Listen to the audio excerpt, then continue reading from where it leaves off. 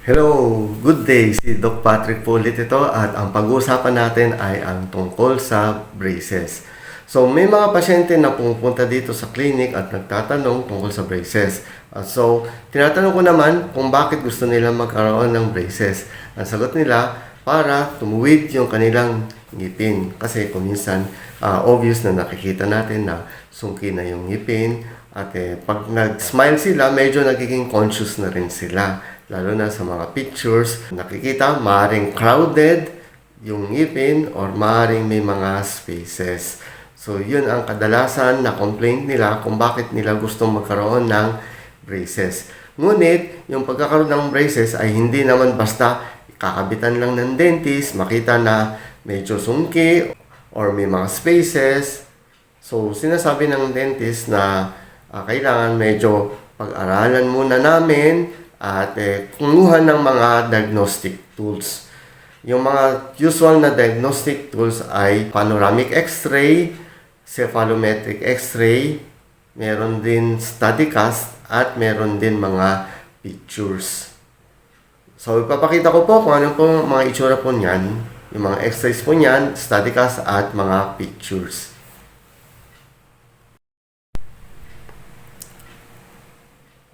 Ito ang tinatawag na panoramic x-ray.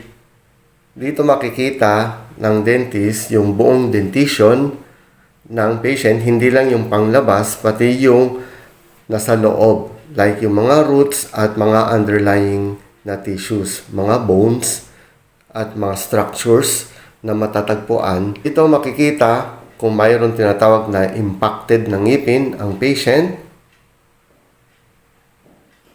Ayan, makikita yung direction ng ngipin kung paano nag-tilt. Ayan din po. At dito sa kabila, meron din isa pa rin na impacted ng ngipin.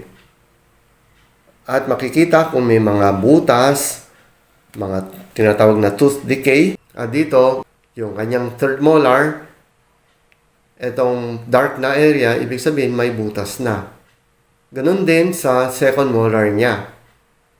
Mapapansin ninyo na mayroon na rin malaking butas. So, i-assess ng dentist yan kung ano yung dapat gawin at i-discuss rin niya sa patient. Ito, isang diagnostic tool, ang tawag dito ay ang cephalometric x-ray. Dito makikita yung relationship naman ng maxilla tsaka mandible. May mga bone structures rin dito kung masyadong naka-forward or naka-backward. Mga angulation, makikita ng dentist rin. At dito naman kailangan din ng mga pictures. Mas makikita ng dentist yung before and after treatment ng patient. Meron din pong tayong kailangan na isa pang diagnostic tool. Ito ang tinatawag na study cast. So dito makikita yung mold ng ngipin ng patient. Katulad nito, sungki. Dito sa incisors, parang naka-butterfly yung dalawang incisors. Dito, yung pangil medyo naka-rotate. Pagtapos sa premolars, lalo na itong second premolar, wala siya sa alignment.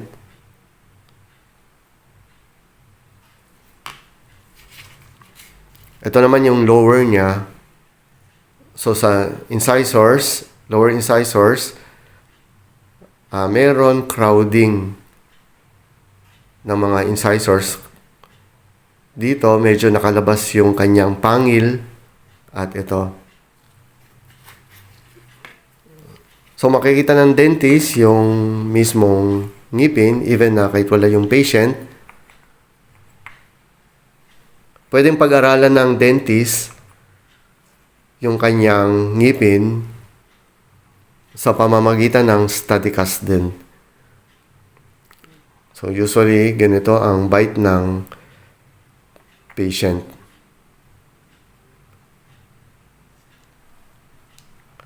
Ayan, kaya gusto rin niyang maayos or may straighten yung kanyang ngipin.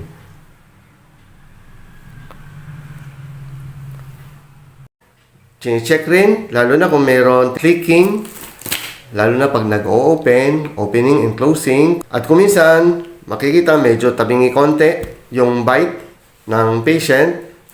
So, medyo may konting deviation. Yun po yung mga tinitignan ng dentist. So, hindi lang basta-basta kinakabitan ng braces ang patient. Talagang excited na rin ang patient na magsuot ng braces. Ngunit, kung minsan, meron kailangan suotin pa bago mag-braces like mga tinatawag na appliances.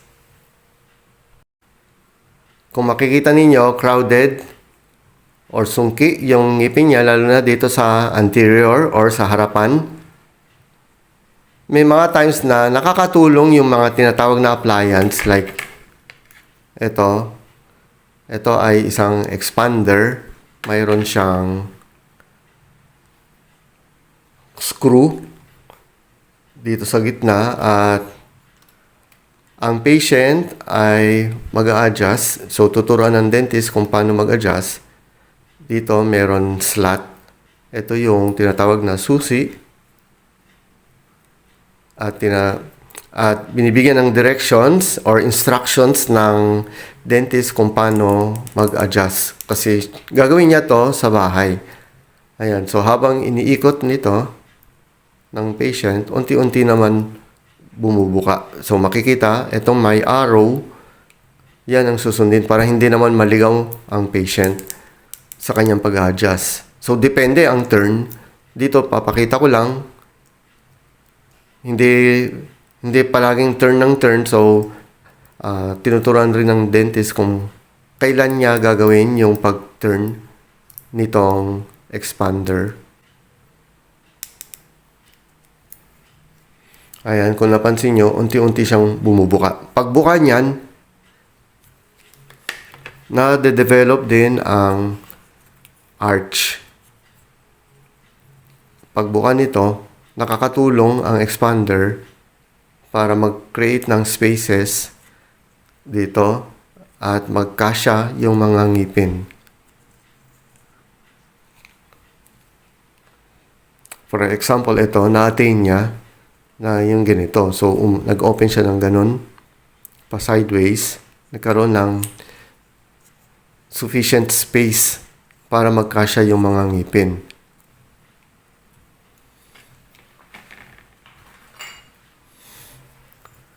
Ito naman yung kanyang lower. So, may konting sungki. Punta dito sa anterior incisors. Then pag natin, pwede nang natin yung pag-expand. Pwede nang kabitan rin siya ng braces. Katulad nito, after ilang years, naging aligned na yung ngipin niya.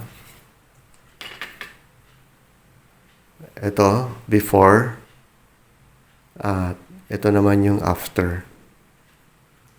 Ganon din sa lower, before, then after.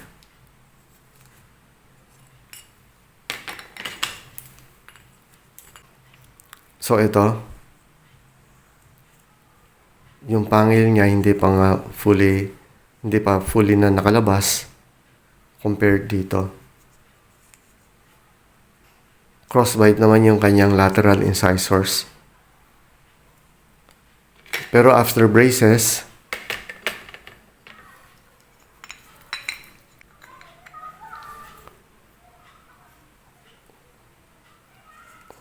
so ito na siya.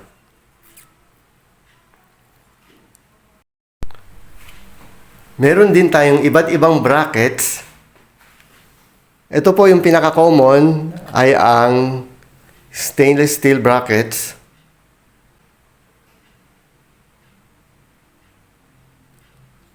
Or ang metal brackets. At meron rin tayong ceramic brackets.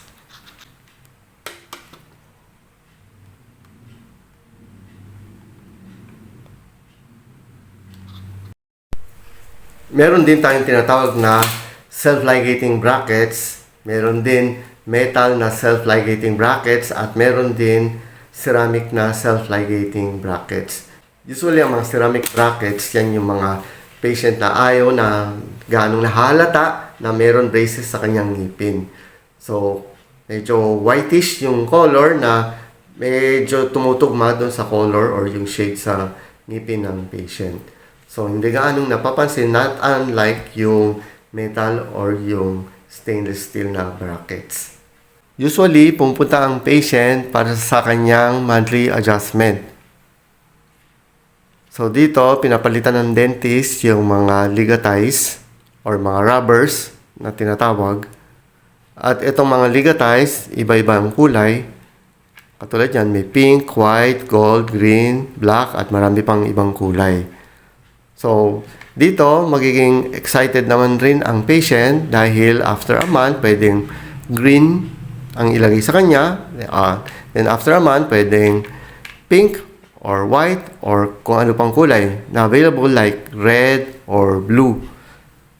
Kasi dito, ito yung rubber nito, nag-worn out din siya. Lalo na pag matagal na is nadidiminish na o unti-unti na rin nababawasan. So, yung pag-adjust ng ngipin, so hindi na, lalo na pag end of the month na, hindi na gaanong na-adjust. So, kailangan bumalik yung patient dito sa dental clinic para mapalitan ng panibagong ligatize na naman. Para tuloy-tuloy yung pag-adjust ng ngipin sa kanya. Responsibility rin ng patient na alagaan ang kanyang ngipin dahil pag may mga braces na siya, kuminsan sumasabit yung food. So, kailangan palaging malinis yung kanyang ngipin para maiwasan yung food entrapment at later on, magdudulot ng tooth decay at pagkasira ng ngipin. Dito, every time na pumunta yung patient, makikita at ma-assess ng dentist kung kailangan ng linisin. Kuminsan, nililinis na rin ng dentist para hindi naman mabulok yung ngipin. Tanggalin yung mga food na nag-trap around doon sa brackets. Kailangan palaging malinis yung ngipin, practice good oral hygiene. Palaging magmo-brush at least 2 or 3 times a day para maiwasan yung pagkabulok ng ngipin. Ito, isang klase itong toothbrush. Ang tawag dito is orthodontic toothbrush. Bakit tawag siyang orthodontic toothbrush? Dahil dito, compare sa regular toothbrush, ang regular toothbrush, ang kanyang mga bristles ay pantay. Pero pagdating dito sa orthodontic toothbrush, medyo mayroon depression. Bakit may depression? Para dito dumaan yung brackets at yung dito sa gilid, malinisan naman around the brackets. So, kaya ang tawag is orthodontic toothbrush. Even na wala kayong makita na orthodontic toothbrush, yung regular toothbrush lang. Ito isang klaseng brush naman, ang tawag dito ay interproximal brush. So ito may maliit siya na brush. At makakatulong to in between sa ngipin na may brush para matanggal yung mga food na dumikit doon around the brackets, kung minsan between doon sa ngipin. May mga times na nagreklamo ang patient na nagagasgas yung mga cheeks niya sa loob dahil doon sa brackets. Lalo na pag talagang sungki yung ngipin, talagang nagkakaroon ng mga gasgas, kung minsan nagkakaroon ng singaw. Para ma-prevent yun, for the meantime, pwede siyang maglagay ng tinatawag na orthowax. Itong orthowax, kukuha lang ng maliit na portion at directly ito nilalagay sa brackets para maiwasan yung pagkakaroon ng gasgas na magdulot ito ng pagkasugat or pagkaroon ng singaw.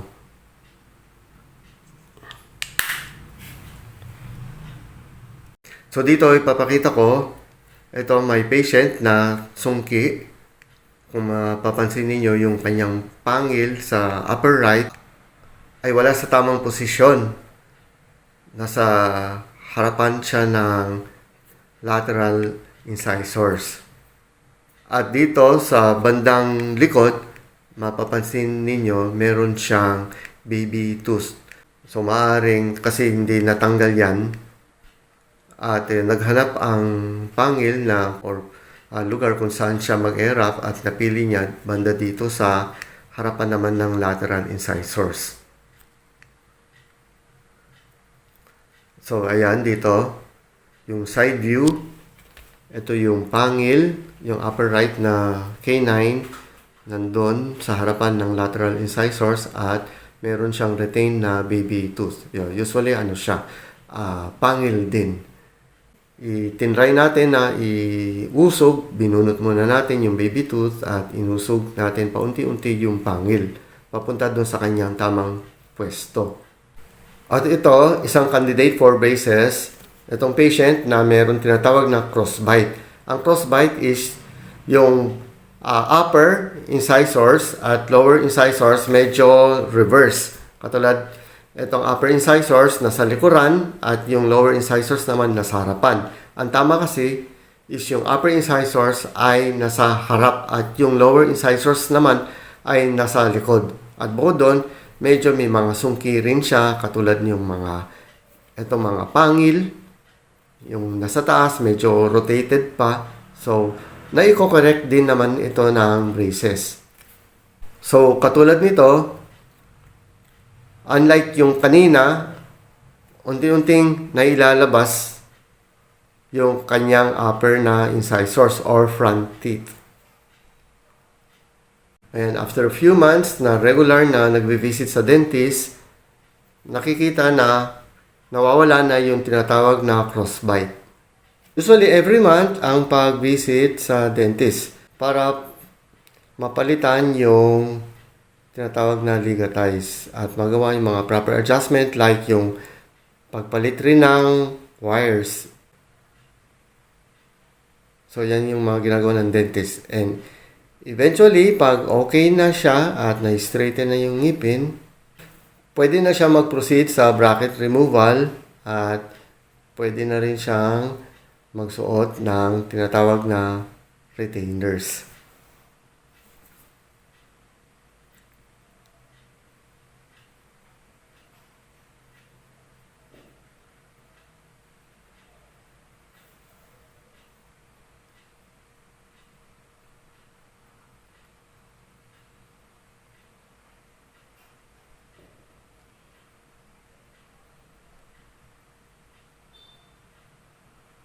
So, kung ganun kayo ka-excited na makabitan kayo ng braces after ng treatment, ganun rin yung inyong excitement dahil after so many years, matatanggal na yung mga braces sa ngipin ninyo. At naayos na, lalo na yung mga sungki or may mga spaces at gumanda na yung smile. Nagkaroon rin kayo ng confidence, ng umiti at sa inyong mga pictures, lalong naging mas maganda pa kayo. So, if ever na gusto nyo maging straight yung ngipin ninyo at gusto nyo magkaroon ng braces, always ask your dentist. At yung dentist ang mag-explain kung paanong treatment ang gagawin dun sa inyong ngipin. That's all for now. At maraming salamat sa panonood. Until the next vlog. Bye-bye!